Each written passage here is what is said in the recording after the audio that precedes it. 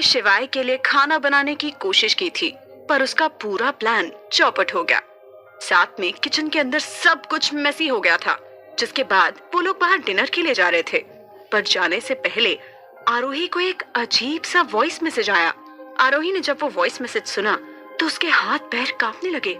उसने उम्मीद भी नहीं की थी कि उसे ऐसे कोई मैसेज आएगा। वो घबराते हुए बोल रही थी, ये क्या हो रहा है और ये कौन है जो मुझे बार बार ऐसी धमकी भरी मैसेजेस भेज रहा है। पहले वो फोन कॉल, फिर वो लेटर और अब ये वॉइस मैसेज। मुझे शिवाय को बताना होगा, इससे पहले कि बहुत देर हो जाए। मुझे उसे बताना ही होगा। कोई तो है जो जानबूझकर मुझे परेशान कर रहा है, पर कौन?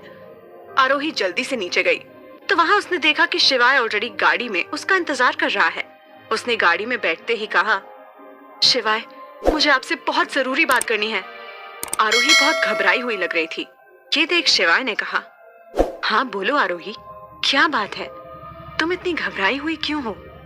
इससे पहले कि वो शिवाय को अपनी बात बताती, उसका फोन बज गया। 1 मिनट आरोही, ये बोल शिवाय ने तुरंत कॉल पिक कर लिया। शिवाय की बात काफी लंबी चली। आरोही उसका पेशेंटली वेट कर रही थी। जब कॉल कट हो गया तब आरोही ने फिर कहा, ठीक है, तो अब मेरी बात सुनो, ये बहुत इंपॉर्टेंट है शिवाय। शिवाय ने कहा, ओहो आरोही, अब इतनी भी जल्दी क्या है? मुझे बहुत भूख लग रही है। देखो, जो भी बात है वो बाद में कहना, अभी मैं कुछ भी सुनने के मूड में नहीं हूँ। आरोही ने फिर से कहा, अरे पर आप मेरी बात तो सुनो। शिवाय ने तुरंत उसके होठों पर उंगली रखी और उसे चुप रहने का इशारा दिया। आरोही ने उससे आगे कुछ बात नहीं की। वो चुपचाप बैठ गई, पर उसके मन में अभी भी यही डर था कि आज रात क्या होने वाला है। अगर उसने शिवाय को नहीं बताया और उसे बाद में सब पता चला तो वो कैसे रिएक्ट करेगा। रेस्टोरेंट पहुंचने तक तो कुछ भी नहीं हुआ। वो लोग टेबल पर भी बैठ गए। आरोही को थोड़ी तसल्ली हुई कि अब तक तो वो लोग सेफ हैं। उसे लगा शायद किसी ने उसके साथ कोई मजाक किया है, तो उसने भी इस बात को इग्नोर कर दिया। वैसे शादी के बाद वो दोनों पहली बार एक साथ डिनर पर आए थे, तो ये आरोही के लिए थोड़ा स्पेशल था। शिवाय ने उसे जेंटलमैन अंदाज में पूछा, तो बताइए मिस गोयनका, आप क्या खाना पसंद करेंगी? वो एक बहुत फेमस रेस्टोरेंट में आए थे। जब आरोही ने उसका मेन्यू चेक किया था तो उसमें सारी डिशेस बहुत महंगी थी। ये देखकर वो थोड़ी नर्वस हो गई, पर शिवाय ने उसे बड़े प्यार से कहा, आरोही, तुम प्लीज प्राइस पर मत ध्यान दो। तुम्हें जो खाना है तुम ऑर्डर करो। हर बार तुम्हें अपनी इच्छाओं को मारने की जरूरत नहीं है। आरोही ने भी सोचा, आई थिंक शिवाय ठीक ही कह रहा है। अब तो हमारी शादी हो गई है, तो मेरा इतना हक तो बनता है। उसने बेफिक्र होकर खाना ऑर्डर कर दिया। वो दोनों साथ में बैठकर डिनर कर रहे थे कि उसी वक्त एक लड़का, जिसने काफी फैशनेबल कपड़े पहने थे, उनके सामने आकर खड़ा हो गया। अरे शिवाय, क्या ये सच में तुम हो? Oh my God, what a surprise man. शिवाय ने अच्छे से उस लड़के को देखा और फिर कहा, रोहन, व्हाट अ सरप्राइज, तुम यहाँ क्या कर रहे हो? दरअसल जो फैशनेबल लड़का उन दोनों के सामने खड़ा था, वो एक फेमस मॉडल था जो बॉलीवुड इंडस्ट्री के साथ साथ हॉलीवुड में भी काम कर चुका था। उसका नाम रोहन था। ऐसी कोई लड़की नहीं थी जो रोहन को ना जानती हो। इसलिए जब आरोही ने उसे अपने सामने देखा तो उसकी आंखें चमक उठी। उसे विश्वास ही नहीं हो रहा था कि वो इतने फेमस मॉडल को अपने सामने देख रही थी, और सबसे बड़ी बात, वो शिवाय को जानता था। आरोही से तो रहा ही नहीं गया।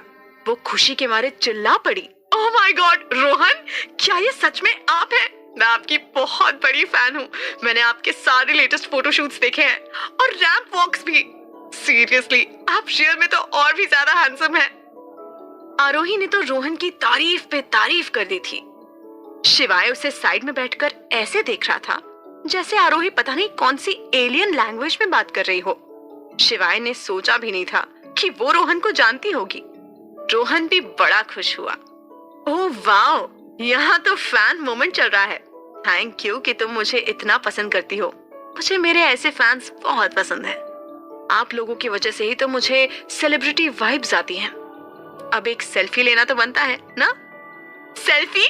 सीरियसली? क्यों नहीं, ऑफ कोर्स, मैं तैयार हूँ। आरोही की खुशी का तो ठिकाना ही नहीं था, पर साइड में बैठे शिवाय को इससे बड़ी जलन हो रही थी। उसने अपने मन में ही कहा, ये इसके तक चिपक क्यों रही है? फैन है तो क्या हुआ, थोड़ा दूर रहे। आरोही ने जल्दी से अपना फोन शिवाय को दिया और कहा, शिवाय आप प्लीज हम दोनों की एक अच्छी सी पिक्चर क्लिक कर देंगे। मैं इसे आज ही अपने इंस्टाग्राम हैंडल पर डालूंगी। मेरी दोस्त तो ये देखकर पागल ही हो जाएगी। इतना कहकर वो जल्दी से रोहन के पास जाकर खड़ी हो गई।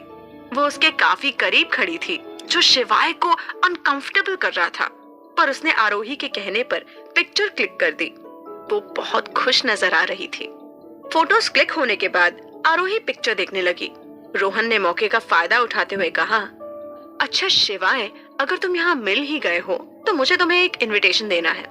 हम लोग चैरिटी इवेंट ऑर्गेनाइज कर रहे हैं, ये उसी का इनविटेशन है। मैं चाहता हूँ कि तुम उसमें जरूर आओ। शिवाय ने थोड़ा सख्त होते हुए कहा, सॉरी पर मैं चैरिटी इवेंट्स में नहीं जाता। ये सुनकर रोहन का चेहरा उतर गया, पर फिर भी उसने हार नहीं मानी। वो रिक्वेस्ट करने लगा, शिवाय प्लीज यार ऐसे मना मत करो। वैसे भी ये सारे चैरिटी इवेंट्स तुम जैसे बड़े बिजनेसमैन के लिए ही तो ऑर्गेनाइज होते हैं। मैं पर्सनली तुम्हें तुम्हारे ऑफिस आकर ये कार्ड देने वाला था, पर अब तुम मुझे यहीं मिल गए हो तो मुझे तुम्हारे ऑफिस आने की जरूरत नहीं पड़ेगी। प्लीज इसे एक्सेप्ट कर लो। ये इवेंट रामबाग पैलेस में होने वाला है। शिवाय एक बार फिर उसे मना करने ही वाला था, पर जब उसने देखा कि आरोही बहुत खुश लग रही है तो उसने सोचा कि उसका मन रखने के लिए वहां चला जाएगा। उसने इनविटेशन कार्ड एक्सेप्ट करते हुए कहा, ठीक है मैं जरूर आऊंगा। इनविटेशन कार्ड भी कोई मामूली नहीं था, उसमें गोल्ड का वर्क हो रखा था और वो दिखने में भी काफी एक्सपेंसिव लग रहा था। आरोही तो उस कार्ड को देखते ही रह गई। रोहन ने जाने से पहले कहा, ठीक है तो कल रात को मिलते हैं, और हाँ अपनी फैमिली को भी लेकर आना। Now enjoy your dinner and my beautiful fan. तुमसे कल मुलाकात होगी, बाय। जाते जाते वो आरोही के हाथ पर किस करके गया था। आरोही तो खुशी से फूली नहीं समा रही थी कि रोहन ने उससे इतने अच्छे से बात की, वरना इतने बड़े मॉडल अपने फैन को इतना भाव दे, ऐसा तो होता ही नहीं था। रोहन की बात सुन वो ये भी सोच रही थी कि शिवाय फैमिली में से किसे लेकर जाएगा, आज रोहन ने उसे फैमिली के साथ इनवाइट किया था। तभी शिवाय ने कहा, लगता है तुम्हें शर्टलेस लड़के कुछ ज्यादा ही पसंद है। आरोही को अब एहसास हो रहा था कि उसने शिवाय के सामने रोहन की कुछ ज्यादा ही तारीफ कर दी थी। वो नजरें चुराते हुए बोली, वो नहीं नहीं, मतलब ऐसी कोई बात नहीं है। वो तो मैंने इतने बड़े मॉडल को अपने सामने देखा तो बस मैं थोड़ी इमोशनल हो गई थी, मेरे अंदर का फैन जाग गया था। बाकी ऐसा वैसा कुछ भी नहीं है। ऐसे हिचकिचाते हुए शिवाय को वो बड़ी क्यूट लग रही थी। उसने अपना गला साफ करते हुए कहा, ठीक है तो हम डिनर के बाद शॉपिंग पर चलेंगे। आरोही हैरान होकर बोली, शॉपिंग? शॉपिंग क्यों? डिनर के बाद तो जनरली लोग वॉक या फिर ड्राइव पर जाते हैं, और आपको शॉपिंग पर जाना है? शिवाय ने कहा, हाँ तुम्हें कल के इवेंट के लिए एक अच्छी सी ड्रेस भी तो दिलानी है। मुझे पता है कि तुम्हारे पास पहनने को कुछ नहीं होगा, तो इसलिए हम दोनों शॉपिंग पर चल रहे हैं। आरोही ये बात सुनकर बड़ा खुश हो गई। क्या आप मुझे कल के चैरिटी इवेंट पे लेकर जा रहे हैं? मतलब हम दोनों साथ में जाएंगे? मतलब मैं सच में वहां जाऊंगी? कहीं मैं कोई सपना तो नहीं देख रही? इसका मतलब मैं रोहन से फिर से मिल सकती हूँ। यस! उसके चेहरे से तो स्माइल जा ही नहीं रही थी। उसे बहुत अच्छा लग रहा था कि शिवाय उसे इवेंट में अपने साथ लेकर जाएगा। शिवाय भी उसका एक्साइटमेंट देखकर हंस दिया। इसके बाद उन दोनों ने आराम से बैठकर अपना डिनर किया। आज आरोही का दिन बहुत अच्छा था। ना उसे घर में परेशान करने वाली कनक थी और ना ही वो मैसेज वाली बात सच हुई।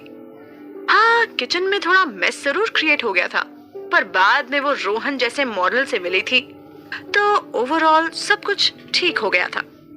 वो जब डिनर कर रही थी तो उसकी नजर यूं ही दरवाजे की तरफ चली गई। उसने देखा कि वहां कोई खड़ा है और उसे लगातार घूरे जा रहा है। उसने जब ध्यान से देखा तो उस आदमी ने काले कपड़े पहने हुए थे और अपना चेहरा कवर किया हुआ था। ये देख वो घबरा गई और डरते हुए उस तरफ इशारा करके बोली, शिवाय, शिवाय, उधर देखिए, कोई हमें देख रहा है। शिवाय ने जब दरवाजे की तरफ देखा तो वहां पर कोई नहीं था, आसपास भी कोई नजर नहीं आ रहा था। उसने कहा, अरे वहां कोई नहीं है, तुम्हें कोई वहम हुआ होगा। आरोही ने जब वापस ध्यान से देखा तो सच में वहां कोई नहीं था, पर उसने अभी थोड़ी देर पहले खुद अपनी आंखों से वहां किसी को खड़ा देखा था। उसे लगा शायद सच में उसे कोई गलतफहमी हो गई होगी। उसने इस बात को इग्नोर कर दिया, पर जब वो गाड़ी में बैठने लगी तो उसने फिर से गली के कोने में उसी आदमी को देखा जो उसने गेट की तरफ देखा था। इस बार आरोही ने शिवाय को बताने में टाइम बिल्कुल वेस्ट नहीं किया और खुद उस आदमी का पीछा करने के लिए उसी डायरेक्शन में भाग गई। शिवाय इस वक्त फोन पर किसी से बात कर रहा था, इसलिए उसे नहीं पता था कि आरोही कहाँ जा रही थी।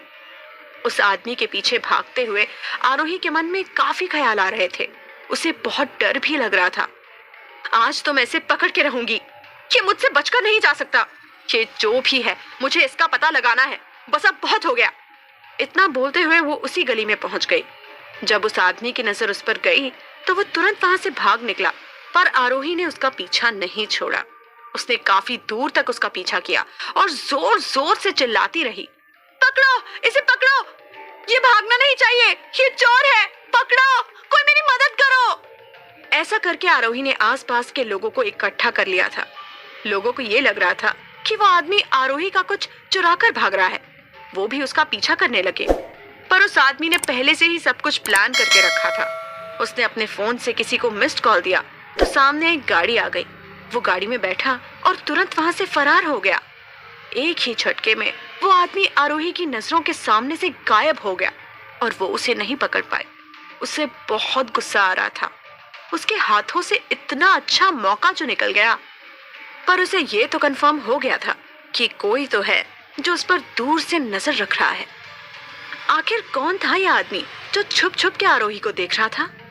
क्या उसका शिवाय से कोई कनेक्शन है, या फिर इन सब के पीछे कोई और ही राज है